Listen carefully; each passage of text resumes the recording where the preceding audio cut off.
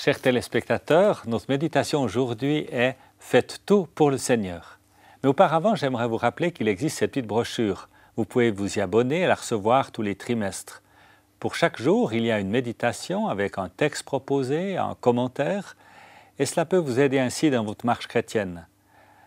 Envoyez vos coordonnées à l'adresse indiquée à la fin de cette émission et vous la recevrez. Vous pouvez aussi y abonner vos amis. Faites connaître sa parole pour aujourd'hui afin que d'autres soient bénis.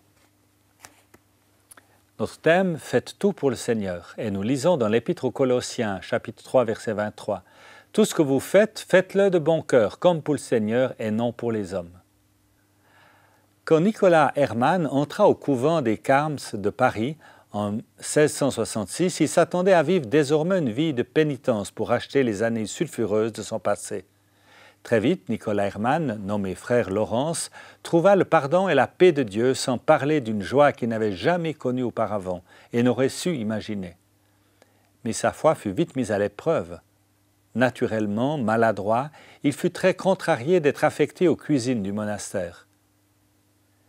Puis, quelque chose d'important lui arriva. Il y découvrit que la plus humble des tâches prenait une signification toute spéciale lorsqu'elle était accomplie pour le Seigneur, par amour pour lui. Dans son petit livre intitulé « Pratiquer la présence de Dieu », il écrivit « Je ne fais aucune différence entre mon temps de travail et mon temps de prière. Au milieu du bruit et de l'animation qui règne dans ma cuisine, lorsque des dizaines de personnes s'interpellent pour demander divers ingrédients, je suis dans la présence de Dieu autant que si j'étais seul, à genoux, au fond de ma cellule. » Nous ne devrions jamais nous tracasser à l'idée de la petitesse de nos tâches journalières, car Dieu ne regarde pas à l'importance du travail que nous accomplissons, mais au degré d'amour qui nous pousse à le faire. C'est ce qui s'appelle ajouter de la dignité à la plus humble des tâches. Quelle est l'activité que vous détestez le plus?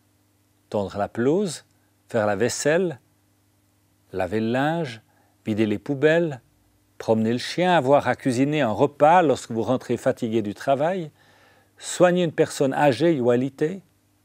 L'apôtre Paul nous dit « Tout ce que vous faites, faites-le de bon cœur comme pour le Seigneur et non pour des hommes. » En vérité, rien ne différencie un travail séculier d'un travail sacré s'ils sont accomplis pour le Seigneur et non pour des hommes. Alors comment allez-vous vivre cette journée? Comment allez-vous accomplir vos tâches?